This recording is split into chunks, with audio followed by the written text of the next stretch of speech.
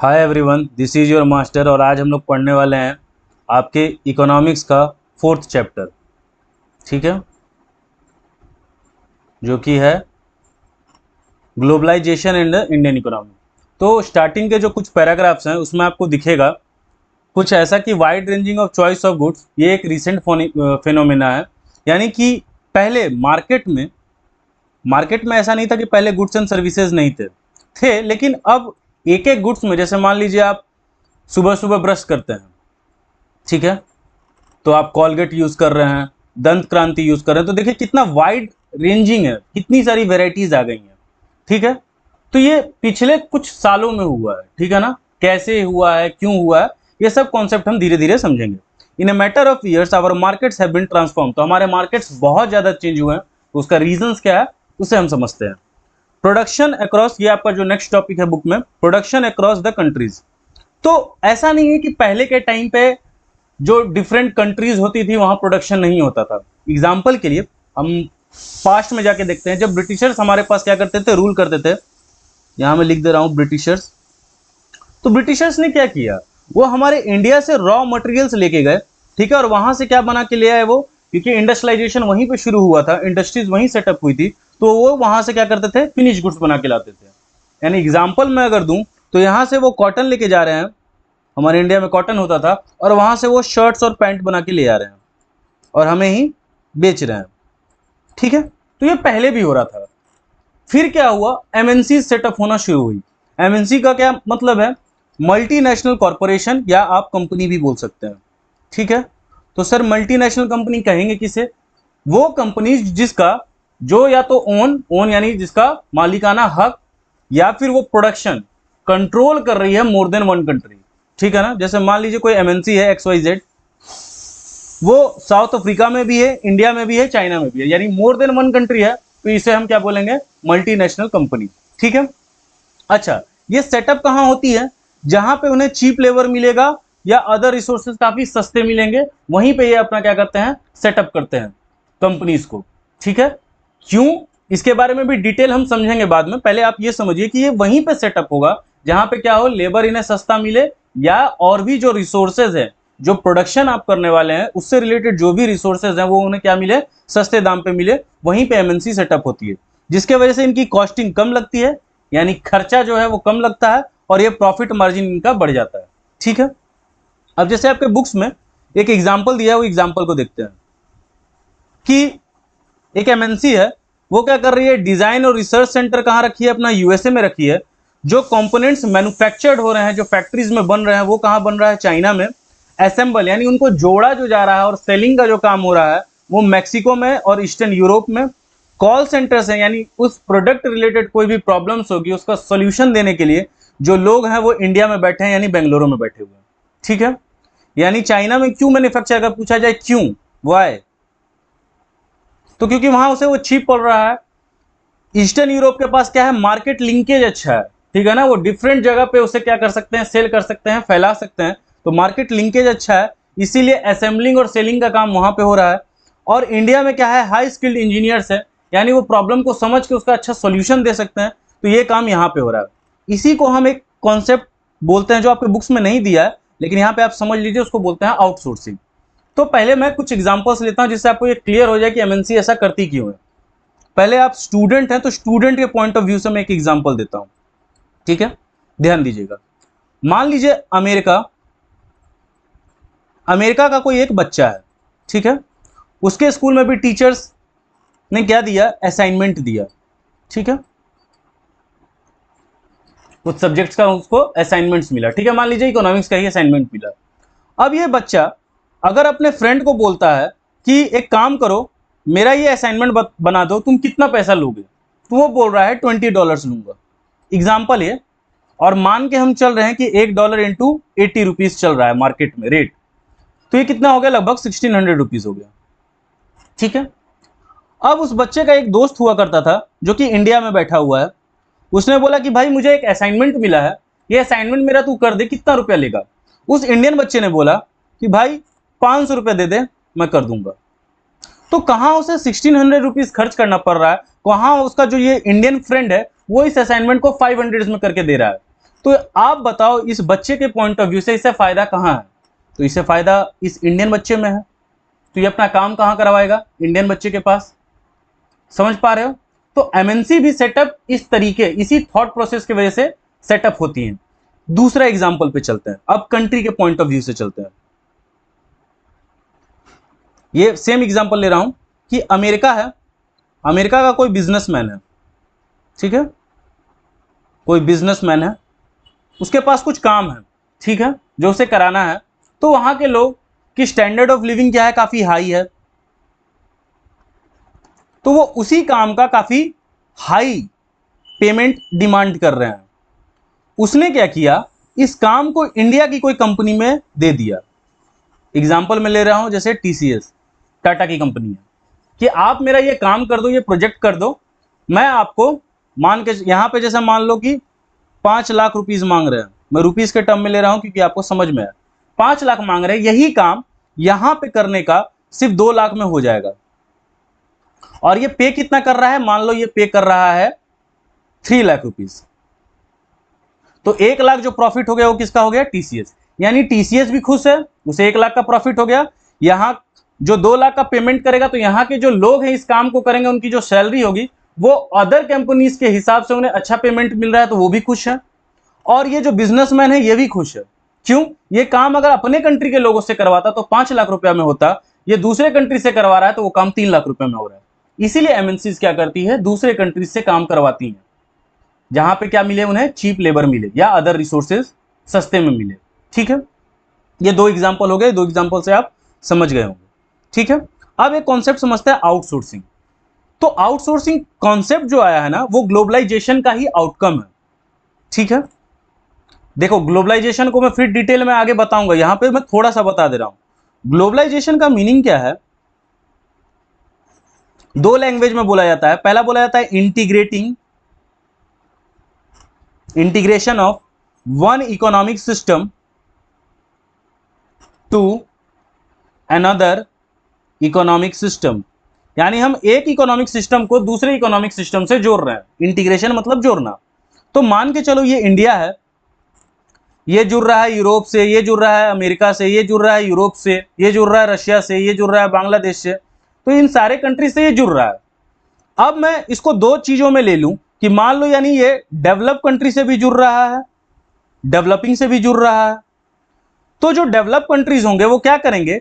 उनके यहां पे या उनके जगह पे ये सारा काम जो कोई कर रहा होगा तो हाई पेमेंट मांगेगा, तो वो क्या करते हैं? डेवलपिंग कंट्रीज को अपना काम दे देते हैं, आउटसोर्स करवा लेते हैं अपना काम कि सस्ते में हो जाए। इसका एग्जांपल मैंने प्रीवियस चैप्टर में दिया है, मनी एंड क्रेडिट में, मैं दोबारा दे दे रहा हूं, क्योंकि देखो आउटसोर्स करवाने का फायदा क्या है?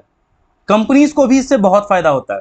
ये तो फायदा है कि आप दूसरे कंट्री से करवा रहे हो, वहां पे सस्ते में हो जाएगा क्योंकि वहां पे वो डेवलपिंग कंट्रीज है। लेकिन एक और फायदा देखो, दिखा रहा हूं मैं आपको, जैसे एमएनसी है, मैंने आपको पढ़ा दिया है पिछले चैप्टर में ऑर्गेनाइज सेक्टर क्या होता है, अनऑर्गेनाइज सेक्टर क्या है, या जिसको आप बोलते हो फॉर्मल सेक्टर, इनफॉर्मल सेक्टर। तो एमएनसी भी जब सेटअप होता है तो उसको सर्टेन रूल रेगुलेशंस मानने होते हैं। तो होता क्या है, जैसे मान लो सिक्योरिटी गार्ड है, ठीक है, सिक्योरिटी गार्ड है। अब सिक्योरिटी गार्ड अगर एमएनसी से हायर हो रहा है तो उसको एटलीस्ट आपको 15 to 20K देना होगा। तो वो क्या करता है? वो एक कंपनी में बात करता है कि आप मुझे 10 सिक्योरिटी गार्ड दे दो, ठीक है। तो कंपनी बोलता है ठीक है, लेकिन पर सिक्योरिटी गार्ड का मैं 10K लूंगा। तो इस कंपनी को भी फायदा हो रहा है, मान के चल रहे हैं 5,000 का फायदा हो रहा है, 5,000 नहीं देना पड़ रहा है। कंपनी क्या करती है? 10,000 मांगी जरूर है, लेकिन ये जो वो सिक्योरिटी गार्ड को भेजेगी उसको 8,000 रुपए देगी, तो 2,000 रुपए कंपनी का भी फायदा है। ठीक है, तो यहां पे भी देखो, जो ये मैंने ऊपर वाला एग्जांपल बताया था, ये टीसीएस वाला, सेम एग्जांपल यहां पे भी है। तो आउटसोर्सिंग करना इसलिए जरूरी होता है। एक और एग्जांपल ले लेते हैं बैंक का। एसबीआई बैंक आप जानते हो सभी लोग, उसका एटीएम भी आप गए होंगे, ठीक है। अब बात समझो, एसबीआई गवर्नमेंट कंपनी है, तो गवर्नमेंट कंपनी में आप एक चपरासी को रखो, एक गार्ड को रखो, कम से कम मिनिमम सैलरी गवर्नमेंट के रूल्स के हिसाब से अभी के टाइम पे लगभग 20K बनता है। लेकिन क्या एक सिक्योरिटी गार्ड को रखने के लिए कोई 20K पे करना चाहेगा? नहीं। तो ये भी एसबीआई भी सेम अप्रोच करती है। किसी जो ये सिक्योरिटी डिपार्टमेंट से रिलेटेड कोई कंपनी होती है उससे बात करती है कि मैं 10,000 रुपये दूंगा, मुझे 10 सिक्योरिटी गार्ड चाहिए, तो वो एटीएम में भेज देते हैं। वो एसबीआई के तरफ से नहीं है, एसबीआई के तरफ से होंगे तो उन्हें 20,000 सैलरी मिलेगी। अब आप एटीएम के स्ट्रक्चर को देखो, एटीएम का जो लैंड है वो लीज पे है, एटीएम के अंदर जो मशीन है वो किसी और कंपनी का है, एटीएम में जो एसी है वो किसी और कंपनी का है, एटीएम में जो डेबिट कार्ड जा रहा है वो किसी और कंपनी का है। तो आप समझ पा रहे हो कि अच्छा उसमें और भी डेबिट कार्ड जाके आप मतलब पैसे को विड्रॉल करते हो। तो कितने सारे देख लो, वर्क को डिवाइड कर दिया गया है, आउटसोर्स कर दिया गया है, क्योंकि इससे क्या होता है, कंपनी का फायदा होता है। ठीक है, ये ध्यान रखिएगा। तो आउटसोर्सिंग आउटकम ही है, इसे मैं यहां लिख दे रहा हूं। आउटसोर्सिंग क्या है, आउटकम है किसका, ग्लोबलाइजेशन का। क्योंकि ग्लोबलाइजेशन जैसे जैसे सभी लोग करने लगे, एक कंट्री से दूसरे कंट्री में हम जुड़ने लगे, तो डेवलप कंट्रीज जो थे वो क्या करने लगे, अपना काम डेवलपिंग कंट्री से कराने लगे, अपने काम को आउटसोर्स कराने लगे। ठीक है, यह ध्यान रखिएगा। आउटसोर्सिंग का मीनिंग क्या होता है, contracting out some of its activities, या थर्ड पार्टी का इन्वॉल्वमेंट लेना। ठीक है ना, यानी डायरेक्टली हम वो काम नहीं करवाएंगे, करवाएंगे तो ज्यादा पे करना पड़ेगा, इसलिए हम किसी थर्ड पार्टी के थ्रू ये काम करवाएंगे जिससे हमें लेस पे करना पड़े। ठीक है, नेक्स्ट चलते हैं। इंटरलिंकिंग प्रोडक्शन अक्रॉस कंट्री, यानी कि जो प्रोडक्शन हो रहा है, ठीक है ना, जो प्रोडक्शन की एक्टिविटी है उसे हम कैसे इंटरलिंक करते हैं, क्या क्या उसके तरीके होते हैं वो देखते हैं। फर्स्ट समझ लीजिए इन्वेस्टमेंट क्या होता है। तो आपके बुक के हिसाब से जो दिया हुआ है, money spend to buy assets such as land, building, machine, या नॉर्मली सेंस में मैं आपको बताऊं, इन्वेस्टमेंट हमेशा याद रखिएगा ना कि कोई भी पर्सन, कंपनी इन्वेस्ट जब भी किसी भी चीजों में कर रही है तो हायर रिटर्न का डिमांड रखती है अपने दिमाग में। आप लोग स्टूडेंट है, आप लोगों के पॉइंट ऑफ व्यू से बताया जाए, जैसे बहुत सारे बच्चे बोलते हैं कि सर मैं स्कूल आया हूं, पढ़ने के लिए आया हूं। सिर्फ पढ़ने आप नहीं आए हैं, सिर्फ स्टडी के लिए नहीं आए हैं। डेवलपमेंट वाला भी कॉन्सेप्ट आपको फर्स्ट चैप्टर में मैंने समझाया है कि बहुत सारी चीजों को और भी सीखने के लिए आप आए हैं। स्पोर्ट्स हो गया, को करिकुलर एक्टिविटीज, ये तो हो गया, लेकिन देखो यहाँ इमोशनल नहीं होना है, मानता हूं आप लोग बच्चे हैं, लेकिन इमोशनल नहीं होना है। गार्जियन आपको भेज क्यों रहे हैं? अगर आप स्कूल नहीं जाओगे, अगर आप स्कूल नहीं जाओगे तो यहीं कहीं बाहर घूमते रहोगे, कुछ बैड एक्टिविटीज सीख लोगे, तो क्या होगा? ऐसा कोई बच्चा करेगा नहीं, लेकिन एग्जाम्पल ले रहा हूं कि अब वो कहीं बाहर के बच्चों के साथ घूम रहा है, कुछ ऊटपटांग हरकतें सीख रहा है, उसे जुए की लत लग सकती है, तो कल वो अपने ही गार्जियन से क्या कर सकता है, गलत बिहेवियर में बातचीत करेगा, उसे उनसे जबरदस्ती करेगा कि मुझे पैसे चाहिए, मुझे जुआ खेलना है, या उसे नशे की आदत लग जाएगी तो वो बोलेगा कि भाई मुझे इतने पैसे चाहिए, मुझे ये नशा करना ही है, क्योंकि उसने मैनर्स नहीं सीखे, उसने डिसिप्लिन नहीं सीखा, क्या सही क्या गलत ये नहीं सीखा। तो गार्जियन आपको स्कूल भेज के इन्वेस्टमेंट ही करना है कि कल जब हम बूढ़े हो जाएंगे तो जो हमने इन्वेस्टमेंट किया इसके एजुकेशन पे, इसके समझदारी पे, इसके मैच्योरिटी पे, कल ये हमें सपोर्ट करेगा। तो ये भी एक तरह का इन्वेस्टमेंट होता है, यानी आप हायर रिटर्न्स का डिमांड करते हैं। ठीक है, तो वो सब क्या होता है, इन्वेस्टमेंट होता है। नॉर्मली बस ऐसे ही बता दे रहा हूं आपको। अगर मैं बोलूं कि आप लोग इन्वेस्ट किस में करोगे तो ये सब मत बोलने लगना कि सर शेयर्स में, डिवेंचर्स में, ये सब चीज में नहीं। याद रखोगे, सबसे पहला याद रखो, जब भी करना आपने एजुकेशन पे इन्वेस्ट करना, हमेशा कुछ नया सीखने की कोशिश करना। ठीक है ना, चाहे वो कोई नया स्किल्स हो, जरूरी नहीं कि वो आपके वर्क रिलेटेड हो, आपके इंटरेस्ट रिलेटेड हो, जो भी आपको अच्छा लग रहा है वो आप स्किल्स एक्वायर करो, उसके लिए पैसा खर्च करना ये आपकी फर्स्ट प्रायोरिटी होनी चाहिए। सेकेंड प्रायोरिटी होना चाहिए आपका हेल्थ। ठीक है, हेल्दी लाइफस्टाइल जीना, अब उसके लिए जो भी खर्चा बन रहा है वो आप करो। थर्ड में आता है अब आपका जो इन्वेस्टमेंट करना है, चाहे वो शेयर्स में कर लो, म्यूचुअल फंड में कर लो, फिक्स डिपॉजिट कर दो, ये थर्ड में आता है। फर्स्ट पे ये चीजें कभी नहीं आएंगी, ध्यान रखना। नेक्स्ट है इन्वेस्टमेंट मेड बाय एमएनसी, उसको हम फॉरेन इन्वेस्टमेंट कहते हैं। तो ऐसा कुछ नहीं है, सीधा सा बात समझो, जैसे मान लो ये आपकी कंट्री है इंडिया, बाहर की कोई कंपनी हो गई एमएनसी, तो बाहर से पैसा आ रहा है ना, इस एमएनसी के लिए क्या है, कोई फॉरेन कंट्री ही तो है इंडिया, तो ये क्या हो गया, फॉरेन इन्वेस्टमेंट। ठीक है, या मान लीजिए आप ही हैं, आप अमेरिका में कोई कंपनी खोलना चाह रहे हैं, तो आपके लिए क्या हो गया, उस कंट्री के लिए क्या हो गया, फॉरेन इन्वेस्टमेंट, क्योंकि आप पैसा वहां पे लगा रहे हैं। ठीक है, तो उसे हम क्या बोलते हैं, फॉरेन इन्वेस्टमेंट। अब आपके किताब में एक एग्जाम्पल दिया गया है कारगिल फूड्स एमएनसी का। वो क्या कर रहा है, वो बाय कर लेता है वहां की जो लोकल इंडस्ट्री है, ठीक है, जिसका नाम है पारक फूड्स। ठीक है, अब देखते हैं क्या क्या है। फर्स्ट पहले पारक फूड्स को समझते हैं। पारक फूड्स जो कि लोकल इंडस्ट्री है, उसके पास क्या है, लार्ज मार्केटिंग नेटवर्क है, यानी उसने अपने प्रोडक्ट को लॉन्च किया, उसकी मार्केटिंग की, उसने एक अच्छा कस्टमर बेस बना रखा है, ब्रांड बना रखा है वेल रेपुटेटेड, यानी लोग उसके ब्रांड को अच्छे तरीके से यूज कर रहे हैं, उसका एक अच्छा गुडविल, इसलिए मैंने यहाँ साइड में लिखा है गुडविल, एक अच्छा गुडविल है, लोग भरोसा कर रहे हैं उसके प्रोडक्ट पे, ठीक है। और उसके पास 4 ऑयल रिफाइनरीज है। ये बाहर की कोई एमएनसी है, इसने क्या किया, इसे बाय कर लिया। अब क्यों बाय किया ये समझो, अभी मैं ये चीजें नहीं बता रहा हूं, पहले नॉर्मली आप एक बात समझो।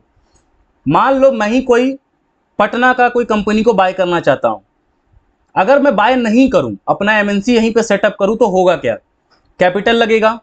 कैपिटल से बहुत ज्यादा जरूरी है ना, जैसे मान लो मैं कोई प्रोडक्ट बना रहा हूं, जैसे मान लो मैं कोई बिस्किट ही बना रहा हूं, इसका एग्जांपल मैं यहां बनाता हूं।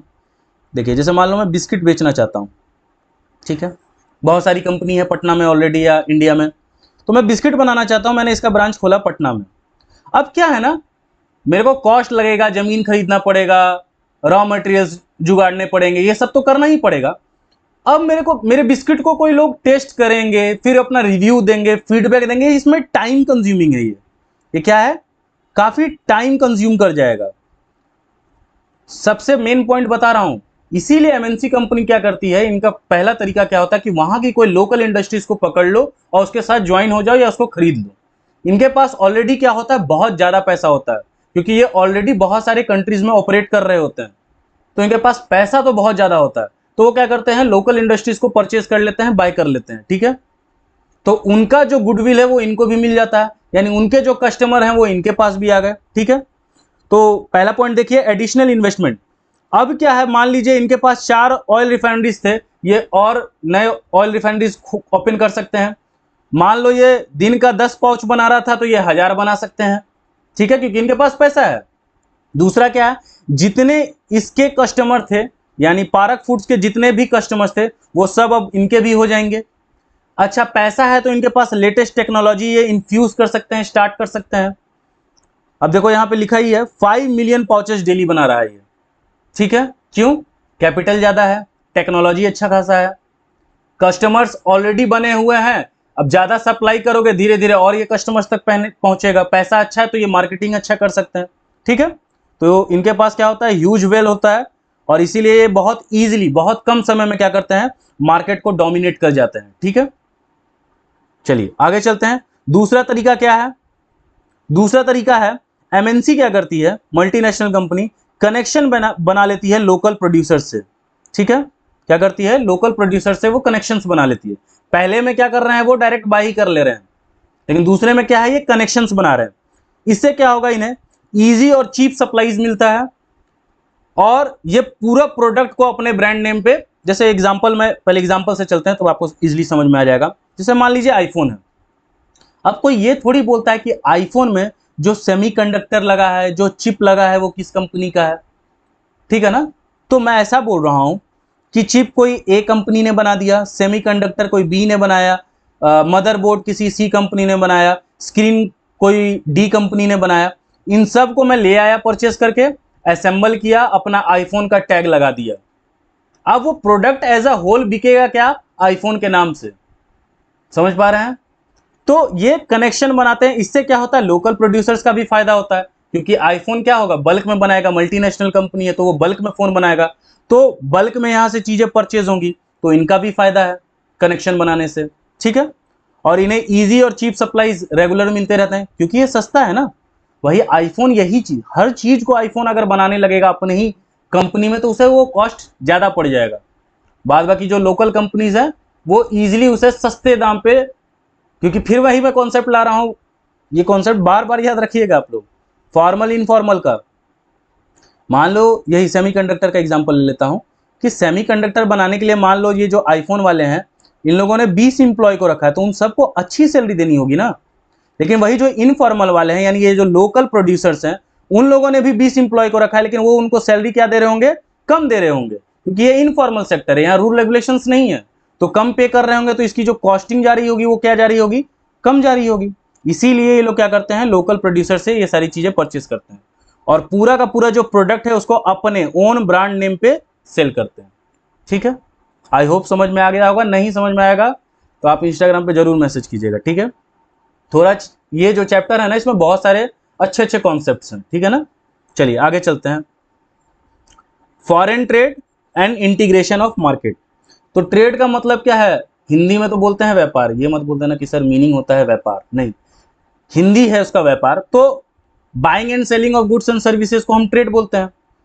यानी आप मेरे से कुछ खरीद रहे हैं या बेच रहे हैं और दो पार्टीज एटलीस्ट होने चाहिए, तो उसे हम ट्रेड कह देते हैं। लेकिन यही चीज जब मैं किसी बाहरी कंट्री से खरीदूंगा तो उसे क्या बोल देंगे, फॉरेन ट्रेड, ठीक है ना। तो buying and selling of goods and services from one country to another, उसे हम फॉरेन ट्रेड कहते हैं। अब आपकी किताब में एक एग्जाम्पल दिया हुआ है, इस चीज को समझते हैं। चाइनीज टॉयज हैं और एक तरफ इंडियन टॉयज है। चाइनीज टॉयज क्या है, फर्स्ट पॉइंट है उसका कि वो चीपर प्राइसेस है उसका, यानी काफी सस्ता है, और दूसरा क्या है, न्यूअर डिजाइन से। इंडियन टॉयज क्या है, वो फेल हो जाते हैं, यानी धीरे धीरे उनका प्रोडक्ट एक तो महंगा है और डिजाइन भी अच्छे नहीं है, तो धीरे धीरे वो क्या हो जाते हैं, उनका जो सेल है वो धीरे धीरे रिड्यूस होना शुरू होगा। रिड्यूस होते होते फिर क्या होगी, उनकी जो कंपनी है या जो इंडस्ट्री है वो बंद हो जाएगी, ठीक है। तो वो फेल कर जाते हैं और बहुत सारे लॉसेस भी उनको बियर करने पड़ते हैं। कस्टमर के पॉइंट से देखिए आप, यानी आप भी एक पब्लिक हैं, कस्टमर हैं, सिटीजन हैं, जो भी हैं, स्टूडेंट ही हैं, टॉयज खरीदना तो सबको पसंद होगा। तो आपके लिए फायदेमंद क्या है कि आपको टॉयज सस्ते में मिल रहे हैं, और दूसरा क्या है, न्यूअर डिजाइन्स। अच्छा, ये सब रिलेटेड है ग्लोबलाइजेशन से, क्योंकि हमने अपने इकोनॉमिक सिस्टम से मान लो चाइना से जोड़ा है, तभी तो वहां के प्रोडक्ट्स यहाँ पे आ रहे हैं। अगर हम नहीं जोड़ते तो वहां के प्रोडक्ट्स यहाँ नहीं आते, और वहां के प्रोडक्ट्स आ रहे हैं, सस्ता में आपको मिल रहा है और अच्छे डिजाइन मिल रहे हैं, तो आप क्यों नहीं खरीदोगे। तो ये जो कंपनी है ये हो गई बंद। इसके रीजंस को हम कुछ देर बाद समझेंगे। देखिए, फॉरेन ट्रेड से क्या हुआ, कनेक्टिंग द मार्केट्स और integration of market in different country. तो हम डिफरेंट कंट्रीज में क्या कर सकते हैं, मार्केट को लिंकअप कर सकते हैं, जोड़ सकते हैं। अब इसको थोड़ा समझते हैं, इसको छोड़ दीजिए, इसको छोड़ देते हैं यहीं पर, ठीक है ना, क्योंकि जब ट्रेड बैरियर मैं पढ़ाऊंगा ना तो उसमें सेम यही एग्जांपल को लेकर मैं आपको अच्छे से बता दूंगा, ठीक है। अब चलते हैं व्हाट इज ग्लोबलाइजेशन पे, ठीक है, कुछ देर में वो टॉपिक आएगा ही, व्हाट इज ग्लोबलाइजेशन। तो ग्लोबलाइजेशन का मीनिंग मैंने कुछ देर पहले ही आपको बताया था, integrating one economic system to another economic system. Integrating का मतलब होता है जोड़ना, तो आप अपने इकोनॉमिक सिस्टम से दूसरे कंट्री के इकोनॉमिक सिस्टम को जोड़ रहे हो, या तो ये डेफिनेशन में यूज कर सकते हो। दूसरा होता है क्रिएशन ऑफ नेटवर्क, जैसे मैंने यहाँ एरो से बनाया है, ये क्या कर रहे हो आप, नेटवर्क क्रिएट कर रहे हो, ठीक है ना, डिफरेंट कंट्रीज से, ठीक है। तो इसी को आप क्या बोलते हो, ग्लोबलाइजेशन, ठीक है ना। पहले वर्ड ग्लोब आया, उसके बाद ग्लोबलाइजेशन आया, ठीक है ना। तो आप जोड़ रहे हो, इससे हो क्या रहा है, goods and services different countries में जा रही हैं, इन्वेस्टमेंट्स हो रहे हैं, टेक्नोलॉजी जा रही है, यानी ये सब ट्रांसफर हो रहा है एक कंट्री से लेकर दूसरे कंट्री के बीच में, जो कि बहुत अच्छी बात भी होती है। वो हम थोड़ा WTO में समझेंगे क्यों अच्छा बात होता है। सीधी सी बात है, जैसे एक एग्जांपल लेता हूं, किसका लूं, मान लो नेपाल के पास कोई ऐसी चीज मिली है, मान लो कोई स्टोन ही मिला है, ठीक है, कोई स्टोन मिला है। अब उनके पास वो टेक्नोलॉजी नहीं है कि उसका अच्छा यूज कैसे करे, तो आप एक काम करो, इसको 100 रुपए में मुझे बेच दो। अब इस स्टोन से मान लो इलेक्ट्रिसिटी जनरेट होती है, तो मैं क्या करूंगा, अब इस स्टोन से इलेक्ट्रिसिटी जनरेट करूंगा, उस इलेक्ट्रिसिटी का कुछ हिस्सा आपको भी दे दूंगा। पैसे तो लेके मैंने खरीदे हैं, लेकिन चलो ऐसा हम डिक्लेयर करेंगे, ऐसा कुछ नॉर्म्स बना लेंगे कि इसका कुछ परसेंटेज हिस्सा जो है इलेक्ट्रिसिटी का मैं आपको दूंगा। तो टेक्नोलॉजी ट्रांसफर करने से फायदा हुआ, यानी हम बोल सकते हैं कि रिसोर्स का ऑप्टिमम यूटिलाइजेशन हो रहा है। रिसोर्स का क्या हो रहा है, ऑप्टिमम यूटिलाइजेशन हो रहा है, ऑप्टिमम यूटिलाइजेशन ऑफ रिसोर्सेज, ठीक है। तो इसीलिए हमें क्या करना चाहिए, कनेक्ट होना चाहिए, टेक्नोलॉजी ट्रांसफर करना चाहिए, वेलफेयर होगा इससे दूसरे कंट्रीज का भी, ठीक है ना। इसलिए ग्लोबलाइजेशन बहुत इंपॉर्टेंट है, ठीक है।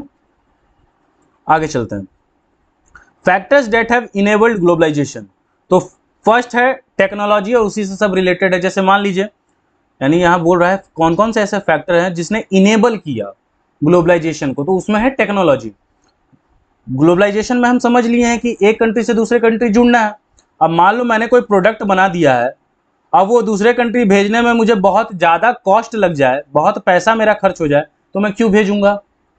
तो क्या हुआ, टेक्नोलॉजी में चेंज हुआ, यानी ट्रांसपोर्टेशन की टेक्नोलॉजी थी उसमें बहुत सारे इंप्रूवमेंट्स हुए, शिपिंग जो थी काफ़ी फास्ट हुई, एयरलाइंस बने, ठीक है ना, जो गुड्स को कैरी कर रहे हैं। अब गुड्स कैरी हो रहे हैं रेगुलर फ्लाइट से, तो कॉस्टिंग क्या हो रही है, रिड्यूस होते जा रही है। तो मेरा भी बेनिफिट है और जिस कंट्री में जा रहा है उसका भी बेनिफिट है, मुझे प्रॉफिट मिल रहा है, उस कंट्री को वो रिसोर्स मिल रहे हैं। दूसरा क्या हुआ, आईटी, और आईटी ने तो लगभग बहुत सारे डिफरेंट सेक्टर्स में क्या किया है, चेंजेस लाया है, ठीक है ना। हॉस्पिटल से लेकर एजुकेशन से लेकर सब में आईटी का बहुत बड़ा रोल हो गया है। सैटेलाइट्स आप देख रहे हो, मूवीज देख रहे हो, नेटफ्लिक्स देख रहे हो, ठीक है ना।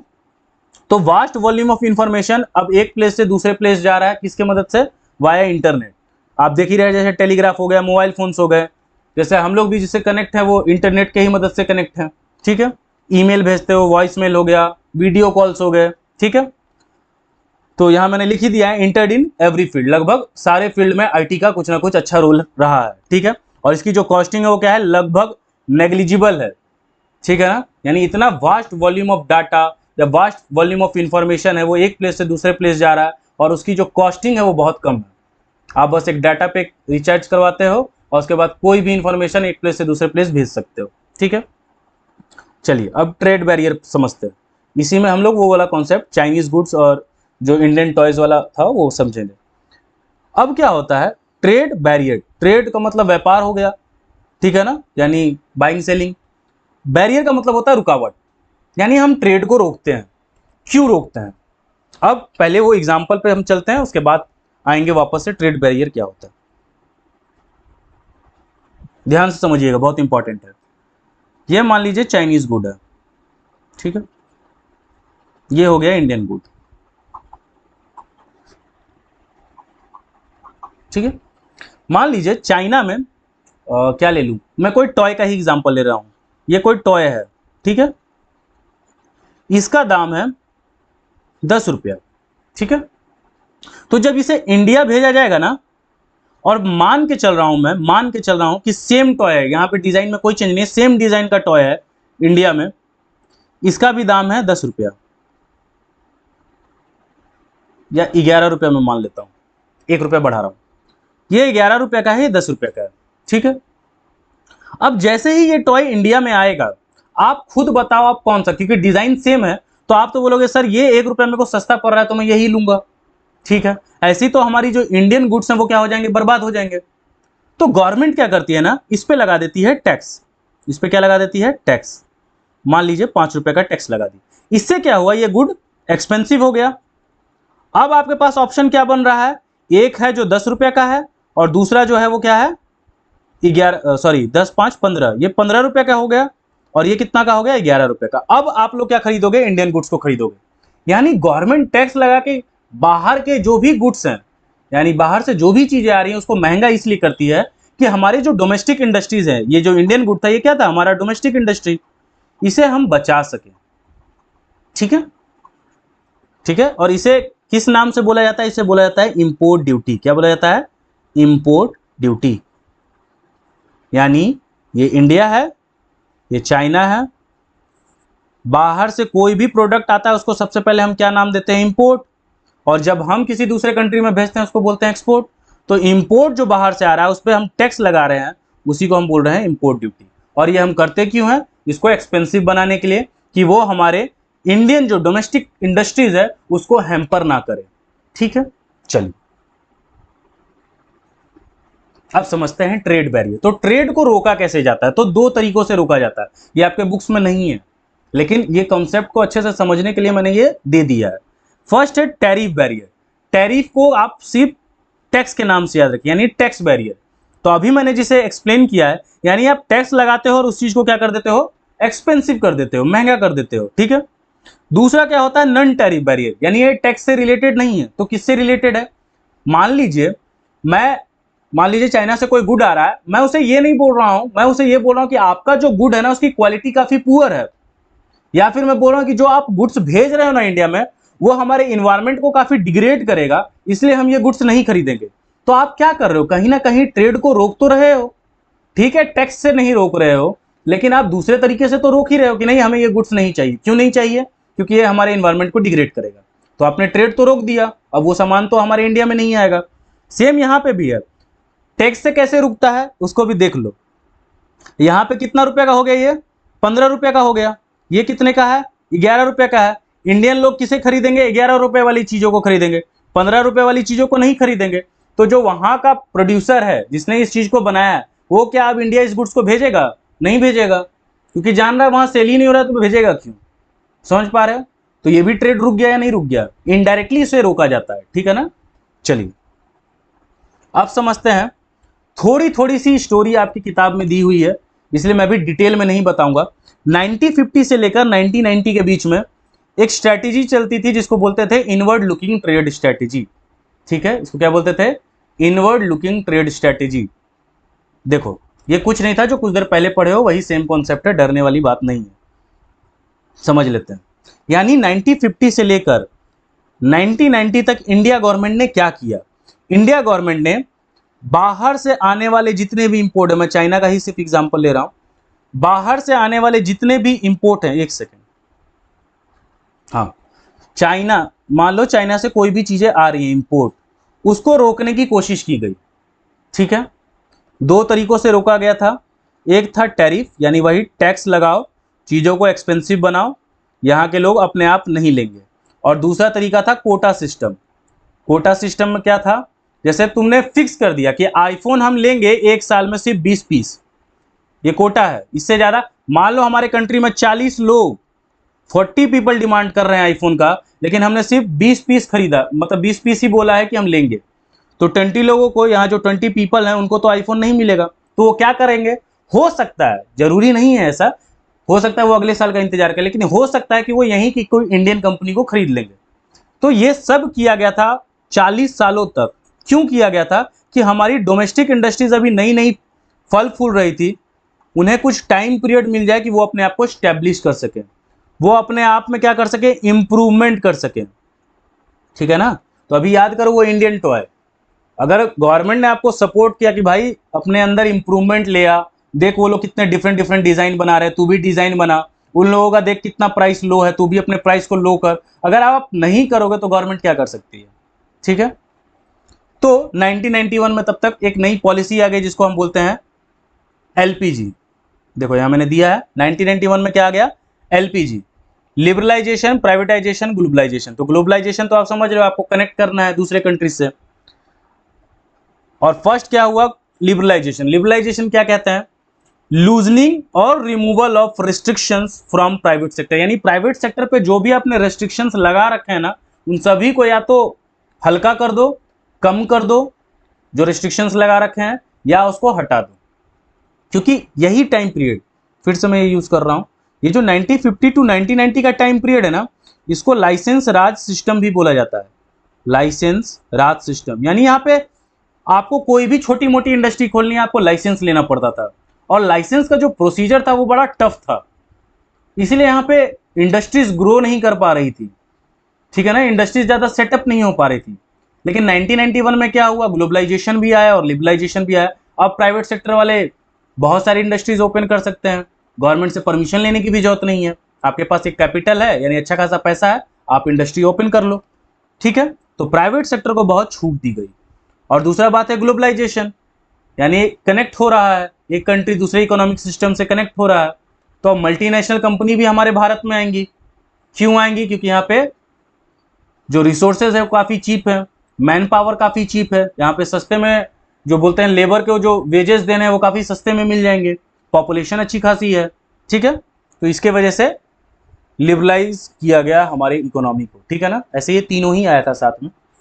चलिए नेक्स्ट है, देख लीजिए एक और चीज है यहाँ पे, every developed nation use this initial time, यानी अपने शुरुआती टाइम में जो डेवलप कंट्री जैसे यूएसए है, उन्होंने भी पहले यही किया है। ऐसा नहीं है कि हम किए तो हम बहुत बदमाश थे, हमने बाहर से कंट्रीज के जो प्रोडक्ट्स आ रहे थे उनको आने नहीं दिया, उसको टैक्स से एक्सपेंसिव कर दिया, सब कंट्रीज ने ये किया है।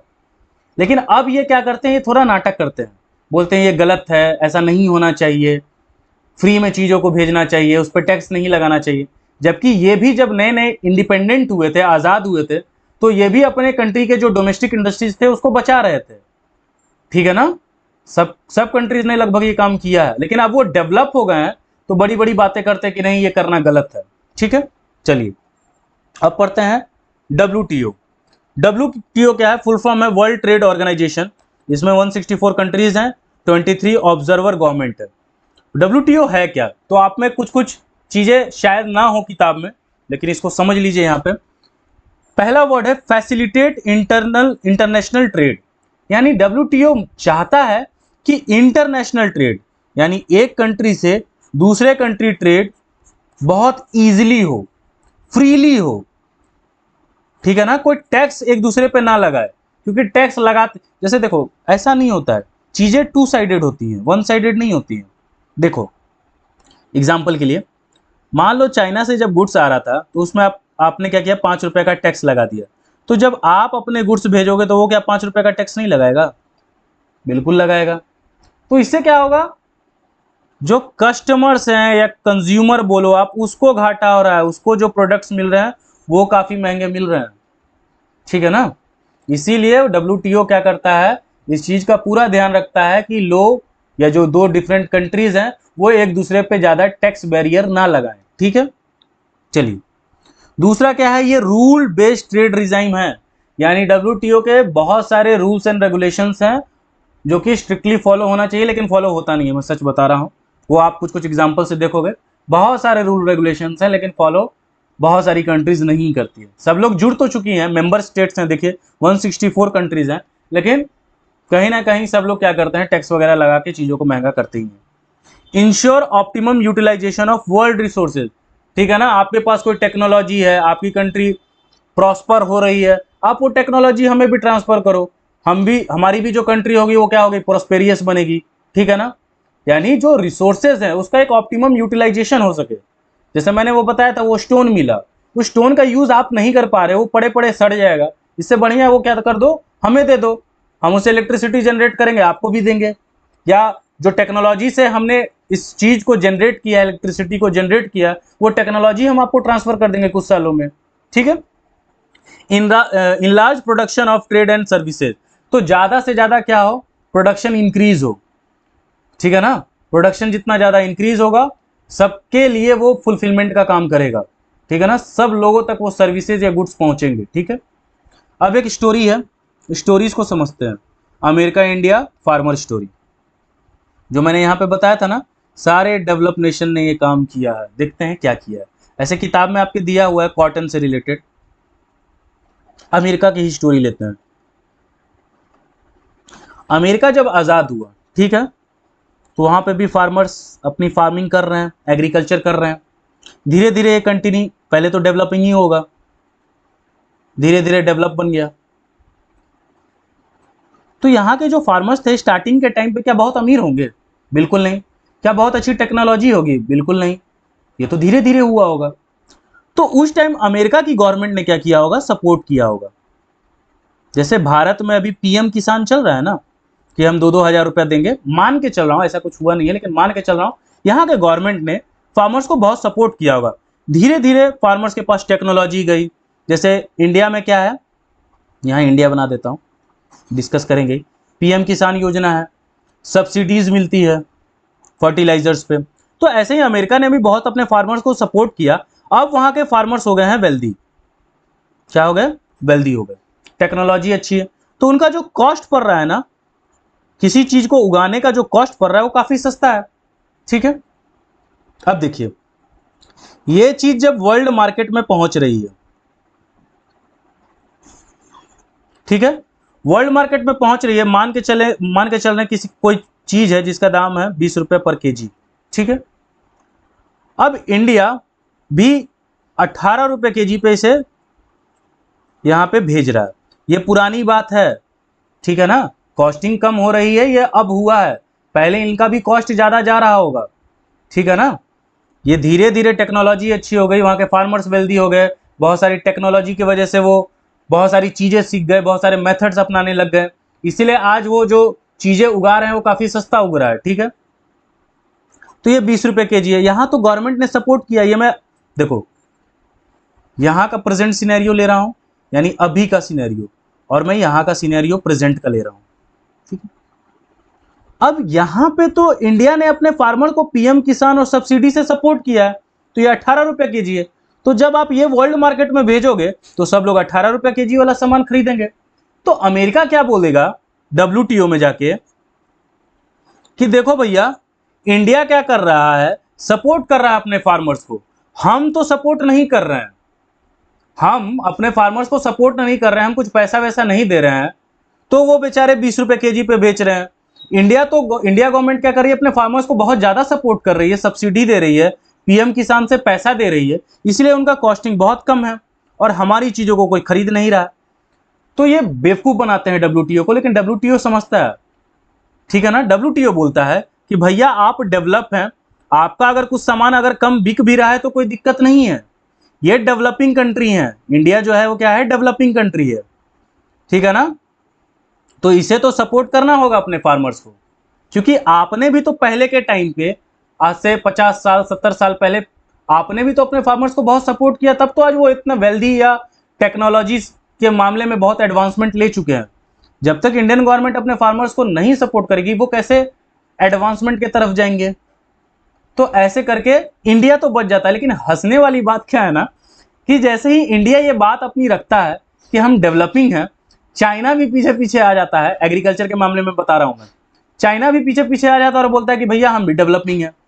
अच्छा, डेवलपिंग का ये लोग तर्क क्या देते हैं, इंडिया चाहे चाइना, कि हमें आजाद हुए ज्यादा समय हुआ ही कहाँ अमेरिका 200 साल पहले आजाद हो गया है, कहाँ हम अभी नए नए आजादी हुए हैं, हमें अभी थोड़ा और वक्त चाहिए, ठीक है ना, डेवलप बनने के लिए अभी हमें थोड़ा और वक्त चाहिए, तो हम तो अपने फार्मर्स को सपोर्ट करेंगे, ठीक है। तो ये स्टोरी थी, यानी सब कंट्रीज ने, जो डेवलप कंट्री है, सबने पहले ऐसा काम किया है, लेकिन अभी वो डेवलप हो गए, उनकी चीजें नहीं बिकती हैं, तो WTO में जाके ऐसा ऐसा कंप्लेन करते हैं वो, ठीक है। चलिए नेक्स्ट है impact of globalisation in India. Globalisation आने की वजह से इंडिया में क्या क्या इंपैक्ट रहा, तो यहाँ पे तो लगभग जो चीजें दी हुई है वो थोड़ा पॉजिटिव में दी हुई है, लास्ट टॉपिक में आपको निगेटिव पढ़ना है, ठीक है। पहला है ग्रेट कंपटीशन एमंग प्रोड्यूसर्स, चाहे वो लोकल हो या फॉरेन हो। मान लीजिए भाई चाइनीज गुड्स वाला, चाइनीज गुड्स आए, अब मान लो ऐसा नहीं है कि सारी इंडस्ट्री ही बर्बाद हो गई हुई, कोई इंडियन इंडस्ट्री होगी जिसने देखा कि भाई चाइना नया नया डिजाइन बना रहा है, कॉस्टिंग कम कर रहा है, हमें भी वो करना चाहिए।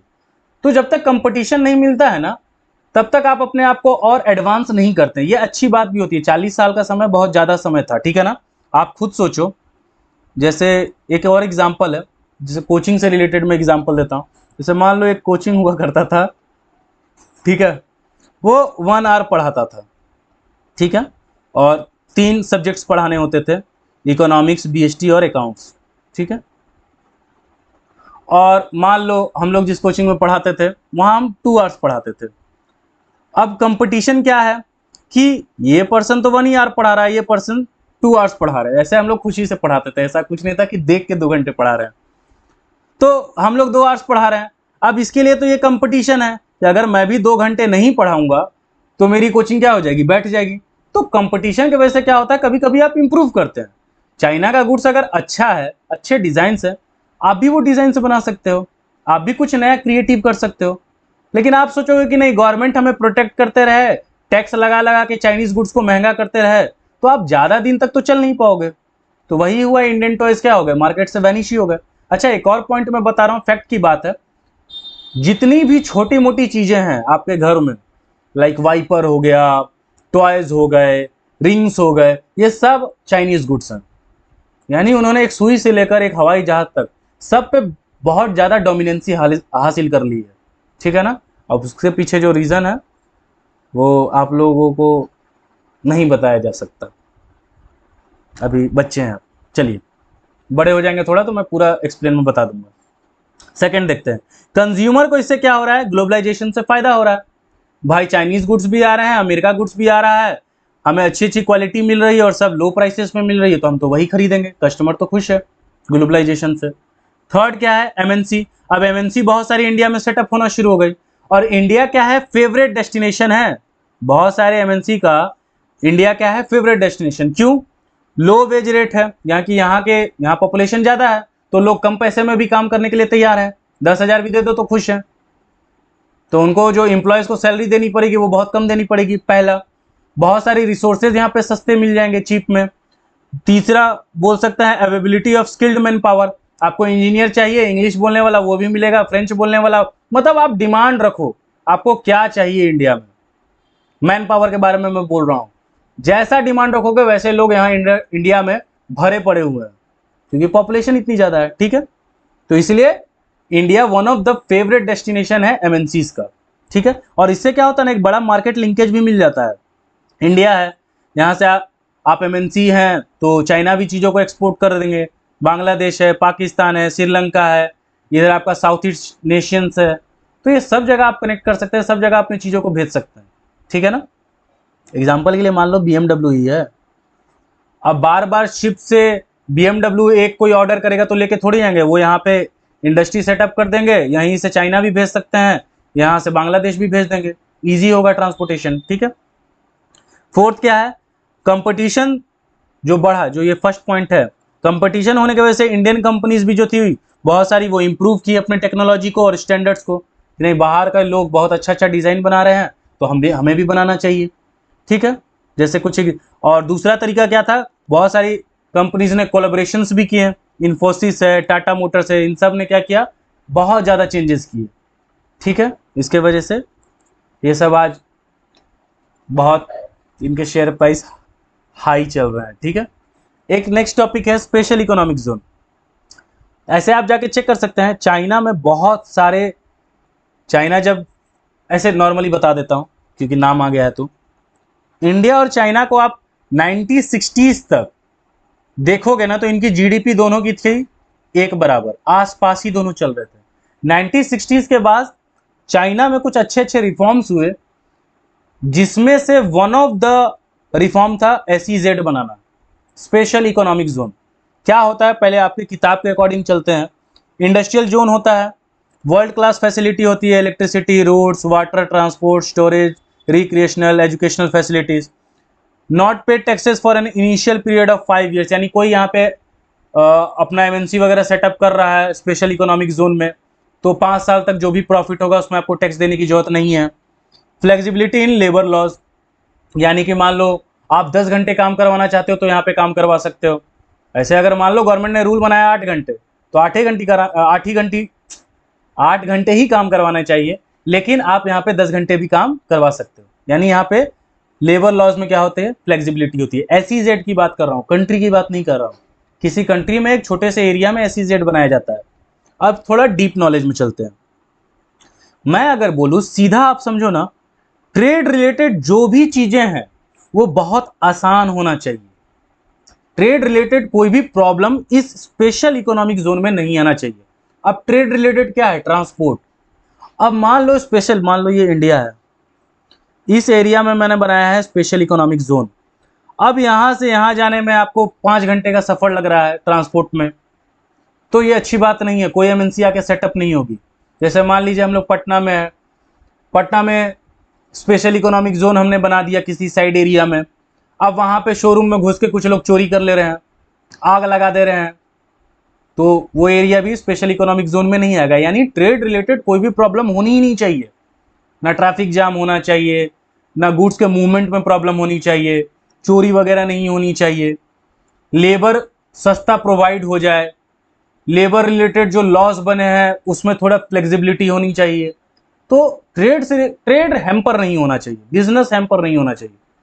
तो चाइना ने क्या किया था, चाइना ने बहुत सारे रिफॉर्म्स लाए थे, उसमें से वन ऑफ द रिफॉर्म था बहुत सारे स्पेशल इकोनॉमिक जोन बनाना। इसलिए देखिएगा वर्ल्ड की जितनी भी टॉप मोस्ट एमएनसीज है वो सब चाइना में, इंडिया में नहीं है, चाइना में लेकिन जरूर है। ठीक है, तो ये ध्यान रखिएगा। अब कुछ टॉपिक्स दिए हुए हैं जिसका मैंने नोट्स वगैरह नहीं बनाया, इसीलिए बता दे रहा हूं। अब 2-3 स्टोरीज दी हुई हैं, 3 स्टोरीज दी हुई हैं, उसमें सिंपली क्या है ना, वो ग्लोबलाइजेशन का निगेटिव इम्पैक्ट है। तो मैंने उसको क्यों नहीं पढ़ाया वो मैं बता दे रहा हूं आपको।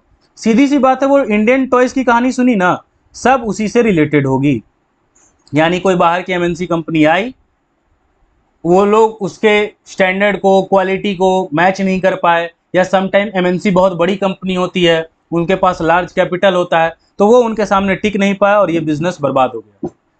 फिर थोड़ा सा जब ये 3 एग्जाम्पल्स आप देख लेंगे तो उसके बाद कुछ एग्जाम्पल आएगा कि कोई वर्कर है, उसको कोई अच्छी एमएनसी थी, उसमें अच्छी सैलरी मिल रही थी, बाद में वो एमएनसी बंद हो गई तो उसे जहाँ जाके जॉब करना पड़ा, वहाँ पेड लीव नहीं है, तो ये फिर उसी जो आपने प्रीवियस चैप्टर में पढ़ा है, ऑर्गेनाइज सेक्टर अनऑर्गेनाइज सेक्टर, उसकी बात हो रही है। लास्ट जो टॉपिक है एक की क्या ग्लोबलाइजेशन फेयरर है, ठीक है, ग्लोबलाइजेशन क्या है, फेयरर है। तो कुछ सेंस में है और कुछ सेंस में नहीं भी है।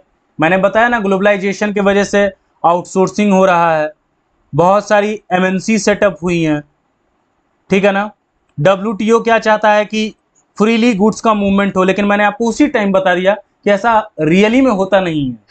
बहुत सारी कंट्री, जैसे ही मैंने बताया था, टू साइडेड होता है, आप टैक्स लगाओगे तो सामने वाला भी टैक्स लगाएगा। अच्छा, एक और बदमाशी मुझे याद आ रही है अमेरिका की, तो मैं बता दे रहा हूं आपको। जैसे आप लोग, पता नहीं वो मैंगो का नाम क्या है, एक मैंगो का प्रजाति होता है, आप लोग बताइएगा, बहुत फेमस है वो, ठीक है ना। छोड़ो, ये मैंगो का एग्जांपल हटा देता हूँ, कुछ और एग्जांपल ले लेता हूँ, सीधी सी बात बताता हूँ। जैसे मान लीजिए सेम क्वालिटी का गुड है, कोई गुड ए है, कोई गुड बी है। अमेरिका ये गुड इंडिया भेज रहा है, ठीक है। जब हम सेम गुड अमेरिका में भेज रहे हैं ना, तो अमेरिका क्या बोलता है, टैक्स नहीं लगाता है, वो क्या बोलता है कि जो इंडियन गुड्स है ना उसकी क्वालिटी क्या है, कम है, तो हम उसे परचेज नहीं कर सकते। वही याद करो जो मैंने अभी पीछे पढ़ाया है, नॉन टैरिफ बैरियर। देखो सीधी सी बात समझो, ऐसा वो बदमाशी करता क्यों है। अगर उसका गुड्स आ रहा है आपके पास, या मान लो आपने भेजा, अगर वो 5 रुपए का टैक्स लगाता तो आप भी 5 रुपए का टैक्स लगा देते, हिसाब बराबर। लेकिन वो क्या बोलता है कि आपकी क्वालिटी अच्छी नहीं है। देखो बहुत सूरत में माना जाए तो ठीक है, हमारी क्वालिटी पुअर है, लेकिन ऐसा नहीं है कि उसके वजह से आपका इन्वायरमेंट डिग्रेड हो जाएगा, वहाँ के लोग खाएंगे तो बीमार पड़ जाएंगे, मर जाएंगे, ऐसा कुछ तो होगा नहीं। लेकिन फिर भी वो क्वालिटी के बहाने के वजह से बहुत सारे जो हमारे गुड्स हैं उसको अपने कंट्रीज में आने से रोकता है, ठीक है। तो ये भी एक अमेरिका की बदमाशी होती है, ठीक है। ठीक है, तो डब्ल्यूटीओ चाहता है कि फ्रीली मूवमेंट हो, लेकिन फ्रीली मूवमेंट होता नहीं है। हर एक कंट्री क्या करती है, जो भी बाहर के सामान आ रहे हैं उस पर कुछ ना कुछ टैक्स लगाती है। पहले ये टैक्सेस बहुत ज़्यादा हुआ करते थे, अब बहुत ज़्यादा रिड्यूस हुए हैं, ठीक है। या फिर अगर कोई दो कंट्री है, इन दोनों में कुछ टेंशन्स जब भी बढ़ते हैं, जैसे अमेरिका और चाइना में बार बार देखोगे ट्रेड वॉर, आपने बहुत बार न्यूज़ में सुना होगा ट्रेड वॉर। तो जैसे ही ट्रेड वॉर ओपन होता है तो अमेरिका क्या करता है, चाइना के गुड्स पे टैक्स लगा बढ़ा देता है, चाइना भी क्या करता है, अमेरिका के गुड्स पे टैक्स बढ़ा देता है। तो दोनों ही चीज़ें महंगी हो जाती हैं, तो वहाँ के जो सिटीजन्स हैं, जो कस्टमर्स हैं, उन्हें प्रॉब्लम होना शुरू हो जाता है। फिर ये धीरे धीरे न्यूट्रल हो जाते हैं, क्योंकि तुम अपने ही कंट्री के सिटीजन्स को परेशान करके क्या फ़ायदा तुम्हें, ठीक है। तो ये था आपका ओवरऑल चैप्टर। अगर आपको कोई डाउट है या कोई टॉपिक आपको लगता है कि छूट गया है, कोई चीज़ें समझ में नहीं आई हैं, तो आप इंस्टाग्राम पे मुझे मैसेज करें, ठीक है। और एक लास्ट चैप्टर इसका बच गया, कंज्यूमर प्रोटेक्शन। मुझे पता है वो चैप्टर नहीं आ रहा है, लेकिन वो चैप्टर पढ़ लीजिए, आपके बहुत काम आएगा, क्योंकि आप भी एक कंज्यूमर हैं। दूसरी चीज़ क्या होगी, इसी से रिलेटेड आपको प्रोजेक्ट बनाना होगा क्लास 10th में और सबमिट करना होगा अपने टीचर को। तो वो भी मैं बता सकता हूँ, जब चैप्टर पढ़ाऊँगा तो मैं थोड़ा बहुत बता दूंगा कि प्रोजेक्ट कैसे क्या बनाना है, ठीक है। नहीं तो एक तरीका भी बता दूंगा कि सीधा जो भी टॉपिक मिले आपको, slideshare.com मारिए सर्च गूगल पे, आपको पूरा का पूरा बना बनाया हुआ प्रोजेक्ट मिल जाता है, ठीक है। तो इंस्टाग्राम पे कोई भी आपका डाउट है तो आप मुझे मैसेज कीजिए, ठीक है। बाद बाकी अब ये जब खत्म हो जाएगा आपका इकोनॉमिक्स, तो फिर धीरे धीरे मैं इसमें केस स्टडीज़ वगैरह डिस्कस करूँगा, ठीक है। सो बाय, गुड नाइट, मन लगा के पढ़ते रहिए, ठीक है, फिर मिलते हैं।